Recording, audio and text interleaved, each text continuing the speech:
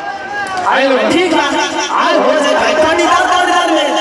अच्छा चाची भाई तुम लोग हेने से कंपटीशन लागल के ज्यादा ताली बजावा हां उ तो बुझाते बा असल के ताली में जीत लगे देखो ने हां अरे किस्सा सपन के भिखर रही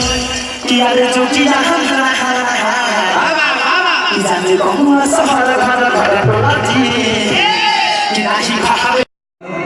कहीं साउंड के नजदीक में नहीं जाइएगा,